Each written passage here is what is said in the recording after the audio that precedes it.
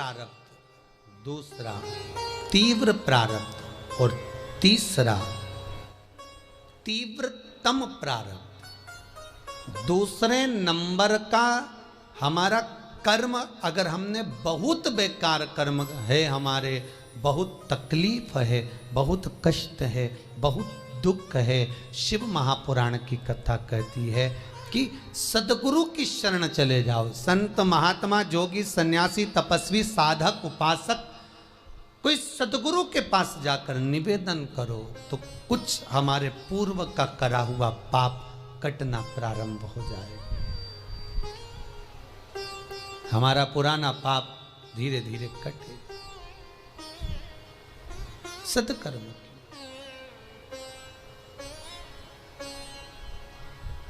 फिर एक निवेदन करूंगा,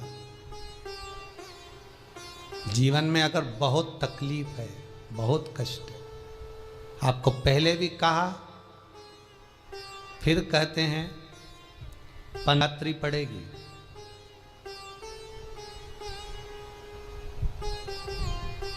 जो माघ महीने में शिवरात्रि पड़ती है उससे भी प्रबल शिवरात्रि। ये शिवरात्रि 19 वर्ष के 2 बार गैप करने के बाद 183 वर्ष के बाद आएगा और 183 वर्ष के बाद फिर इसमें की शिवरात्रि प्राप्त होगी। और 183 वर्ष किसने देखे? कौन ने देखे? और निवेदन करूंगा, अगर जिंदगी में थोड़ी सी तकलीफ है, दुख है, कष्ट है, परेशानी है, तो उस शिवरात्रि को हाथ से मत जाने दो।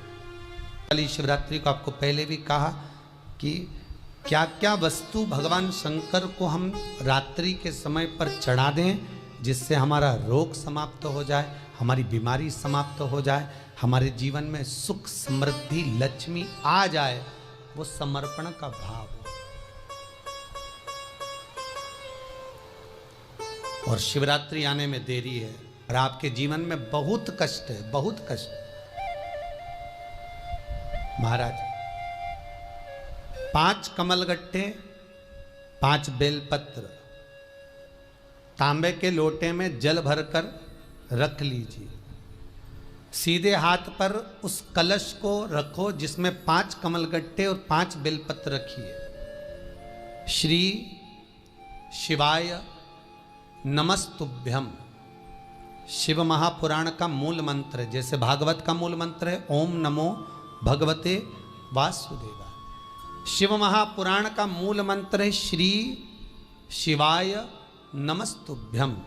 इस मंत्र का 5 बार स्मरण कर कर आपको जो तकलीफ है उसको हृदय चित्त से धरकर मस्तक से कलश को लगाकर किसी एकांतेश्वर महादेव पर,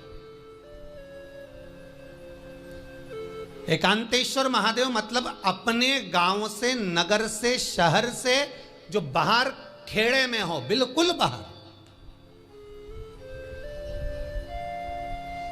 जिस शिवलिंग पर कोई पूजन करने ना जाता हो, एकांत में बैठे हो, जंगल में बैठे हो, कहीं किसी वृक्ष के नीचे विराजमान हो, ऐसे एकांतेश्वर महादेव पर अपनी कामना कर कर वो जल समर्पित कर दो। 1 बेलपत्र, 1 कमलगट्टा उठाकर अपने घर पर लेकर आ जाओ। जो तकलीफ बहुत ज़्यादा हो रही है 5 दिन में आपको मालूम पड़ जाएगा, 5 दिन में अंतर आ जाएगा। शिव का अनुमोदन करो, शंकर का स्मरण करो। महाराज ये अश्विन का जो अधिक मास है 183 वर्ष के बाद वापिस आएगा। योग, ये योग पहले मिल जाता 19 वर्ष में, पर अब मिलेगा 183 वर्ष। प्रधानमंत्री गरीब कल्याण अन्न योजना विश्व की सबसे विशाल खाद्य सुरक्षा योजना। वर्ष 2020 से देश के 80 करोड़ गरीबों को मुफ्त राशन दिया जा रहा है। मोदी सरकार की गारंटी, कोई गरीब अब भूखा नहीं रहेगा। अब अगले 5 वर्षों यानी 2028 तक देश की किसी भी राशन की दुकान से हर लाभार्थी को मिलेगा मुफ्त राशन। मुसीबतों एक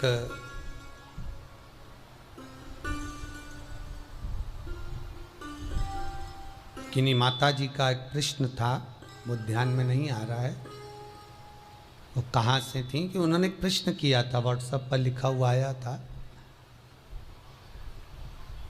कि उनके घर में कोई बहुत ज़्यादा बीमार पड़ा हुआ है और बहुत बुजुर्ग है, लगभग 90-95 साल की हैं और शरीर गल गया, शरीर में अब कीड़े पड़ रहे हैं। सिस्टर को बुलाते हैं, डॉक्टर को बुलाते हैं, तब उनको साफ करते हैं, शरीर इतना गल चुका। उसके लिए क्या करना चाहिए? एक निवेदन करूंगा, एक भगोनी में गेहूं रख लीजिए, एक पात्र में गेहूं, जो बहुत बुजुर्ग हो चुकी हैं, कीड़े पड़ रहे हैं शरीर में, आपने एकादशी दे दी, गीता जी करवा दी, पाठ करवा दिया, गौदान करवा दिया, मोक्ष करवा दिया, सब कुछ करवा दिया, तो भी मुक्ति नहीं मिल रही है, तो पात्र में गेहूं रखकर उन माता जी की सीधे हाथ की 3 उंगलियां उस गेहूं में डालकर उनका नाम और गोत्र बोलकर वो गेहूं गाय को खिला दीजिए। पात्र किसी गरीबड़े को, भिक्षुक को दे दीजिए। महाराज 3 या 4 दिन में मोक्ष प्राप्त हो जाता है। इतनी अगर भोग रही हैं तो कर सकते, इतना कष्ट अगर भोग रही हैं कि शरीर गल चुका है, कीड़े पड़ रहे हैं शरीर के अंदर और सारी खाल टपक टपक कर गिर रही है, तो उनकी मुक्ति हो, उनका मोक्ष हो।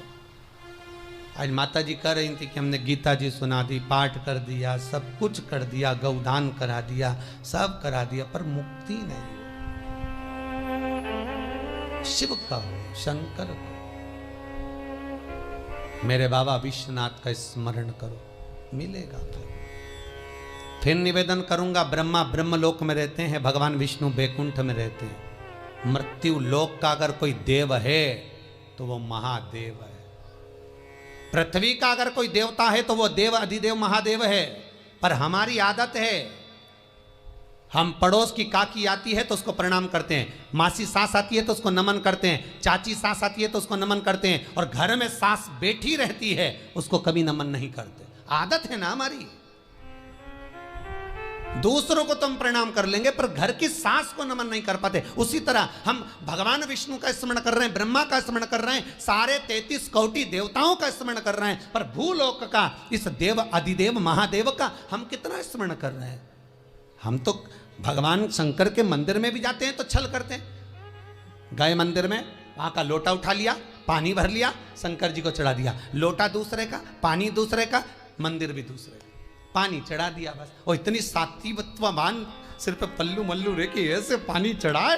शंकर भगवान भी सोचे काय को नौटंकी करे रे, काय को नाटक करे। पानी दूसरे का, लोटा दूसरे का, शंकर जी पे चढ़ा रही।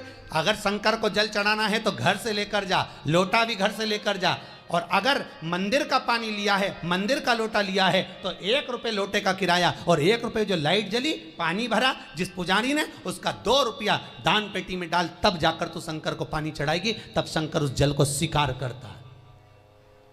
किसी की लगी लगाई थाली मिल जाए पूजन की और तुम सिर पे पल्लू लेके कुंकू चावल रोली बोली सब चढ़ा दो, और बेचारी वो बाद में आए तो देखे तो यहाँ सब साफ, तो क्या भगवान स्वीकार करेगा?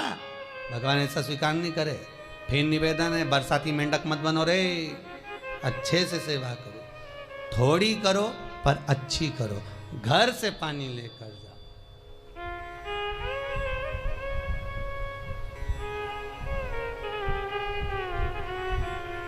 कल कोतवाली चौराहे से, हमारे सीहोर के कोतवाली चौराहे से कोई बहन जी आई थी 33 मालपुआ लेके।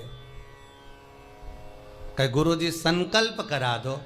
हमने कहा पानी लाओ, तो क्या तुम्हारे यहाँ नहीं है?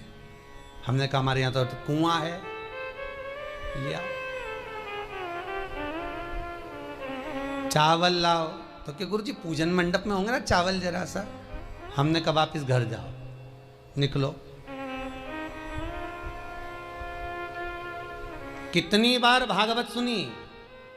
राजा बलि के दरवाजे पर वामन भगवान खड़े हैं। राजा बलि वामन भगवान से कहता है, प्रभु आपके एक हाथ में छत्र है, दूसरे हाथ में कमंडल है। तो राजा बलि कहता है आपके कमंडल का जल दे दो, मैं संकल्प छोड़ देता हूं। वामन भगवान कहते हैं राजन, अगर मेरे कमंडल का जल लेकर तू संकल्प छोड़ेगा तो वो संकल्प मान्य नहीं होगा। तुझे स्वीकृत नहीं होगा। किसी की लगी लगाई थाली में से कुंकू चावल चढ़ा दोगे तो कुछ मिलना है क्या? अरे बोलो तो। विष्णु पुराण में तो यहां तक लिखा है कि किसी का लगा हुआ दिया, किसी का दिया मंदिर के अंदर रखा था, तुमने अपना डब्बा खोलकर बत्ती निकाल कर उसके दिए में रखकर जला दी और सोच रही है कि मैंने खूब बड़ा काम कर दिया, तो उसका तो फल ही नहीं मिला। विष्णु पुराण कह रही है खुद का दिया, खुद की बाती, खुद का दीप अगर जलाती तो फल मिलता। किसी मंदिर में तुम रोज डब्बी लेकर जाओ, बत्ती लेकर जाओ, मना नहीं है, पर उस मंदिर में पहले से 5 दिए, 7 दिए, 11 दिए तुम रख कर आओ तो जलाओ।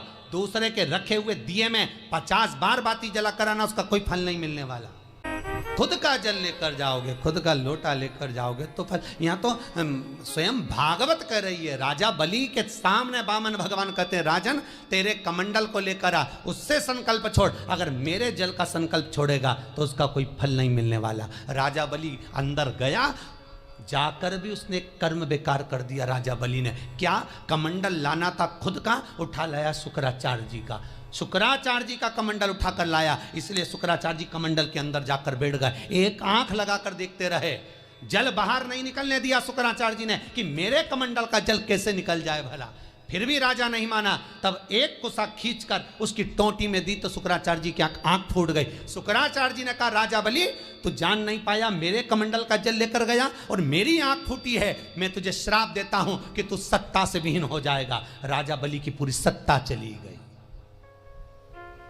पूरी सत्ता मात्र कमंडल के जल के कारण चली गई। तो आप अगर दान करने जा रहे हो, आप कन्या दान करने जा रहे हो, आप गौ दान करने जा रहे हो, आप वस्त्र दान करने जा रहे हो, आप मालपुए का दान करने जा रहे हो, आप स्वर्ण दान करने जा रहे हो, तो जल चावल आपका होना चाहिए, संकल्प आपका होना चाहिए, दूसरे का नहीं। इसलिए नैमिषारण्य में जो 108 शिव महापुराण की पोथी बिठाई, तो वहां जो संकल्प छूटा आपके घरों में छुड़वाया है, घर के अंदर।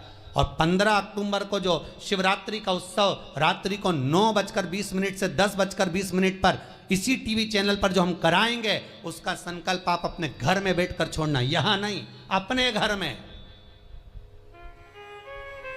और अगर कोई यहां आता भी है तो साथ में पानी की बोतल लाओ, चावल लाओ, पूजा की थाली लाओ, फिर बैठो। अपना संकल्प अपना होना चाहिए, उसका फल हजारों गुना प्राप्त होता है।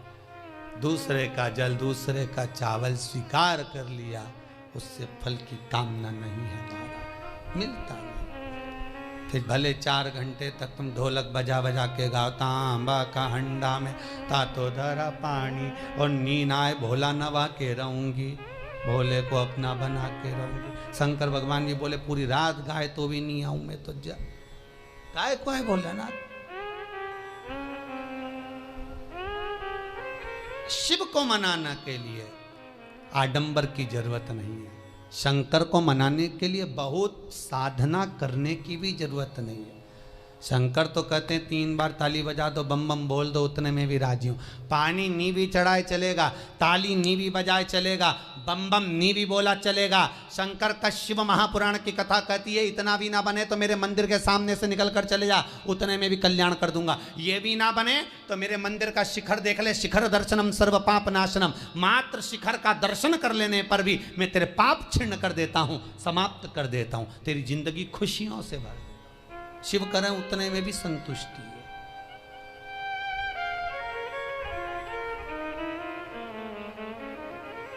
उतने में भी संतुष्टि।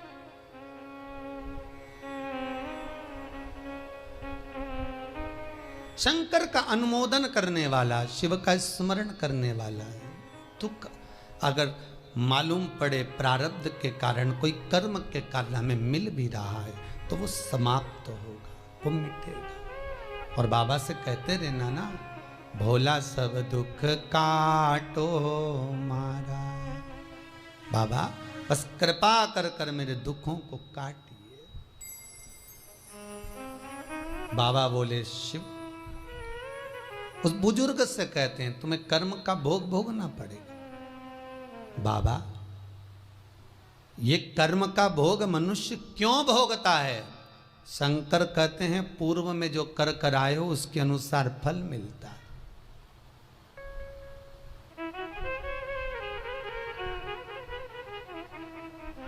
अभी 2 दिन पहले की कथा याद करो।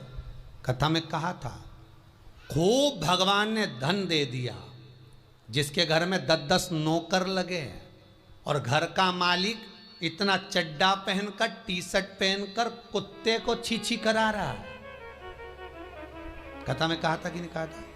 तो किसी ने प्रश्न किया था, गुरुदेव इनके घर में 10-10 नौकर लगे, इनके घर के बच्चों को तो नौकरानियां पाल रही, दासियां पाल रही, और सेठ जी अच्छा चड्डा पहन के टी शर्ट पहन के कुत्ते को छीछी करा रहा। तो ये कहीं लिखा? अरे गरुड़ पुराण उठाकर देखो ना, ये भी कर्म का भोग है कि तेरे घर में 10 नौकर काम कर रहे हैं और कुत्ते को छीछी मॉर्निंग वॉक में तू करा रहा।